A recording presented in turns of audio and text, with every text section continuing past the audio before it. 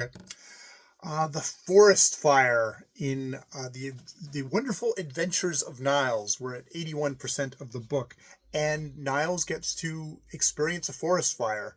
Fairly standard stuff of the how fast the fire moves, how the animals all scurry out of the way. This has the added thing of when he flees, he runs into a group of men who are fighting the forest fire, and this is pretty low-tech stuff. They're basically by a brook and are, clearing brush, felling any trees that do catch on fire and putting it out, trying to make a break in the fire. And they actually succeed, which, speaking of the forest fires that come along in British Columbia here, that is either very just optimistic or just, it's like this is just a very, very small fire in this instance. So it was okay. But yeah, it's both a just sort of like, oh, that's kind of an interesting thing to have in this children's book, which has had all this stuff about industry and history. And now we just got a forest fire and efforts of men to put out a forest fire. I guess there is definitely that continuing theme of we have nature, we have how human beings affect nature, both for good and for ill. This, I guess, is kind of good in that they put out the fire, though, it doesn't, there's no indication here that it was a man-made fire. It could have just been a natural fire.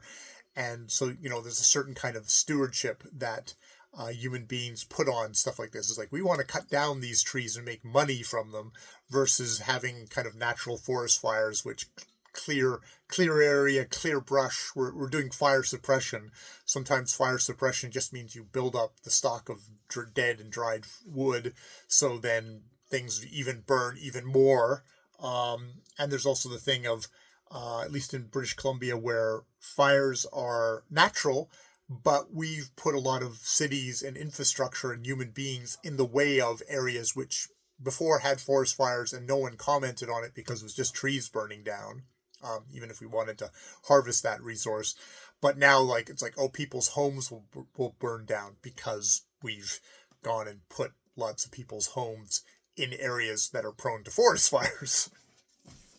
Speaking of someone who grew up in Kelowna, where good decade or so ago, we definitely had threats of forest fires going through there, and knowing other areas up in like Williams Lake and stuff like that, where they've had fires, has destroyed small communities up there.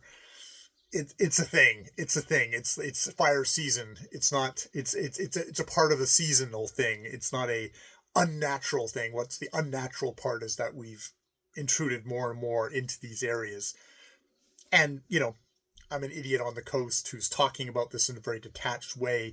If you're actually living in the middle of it, it's not like you're going to look at it from a philosophical, oh, I really shouldn't be here. It's like, fuck, something's about to burn my house down.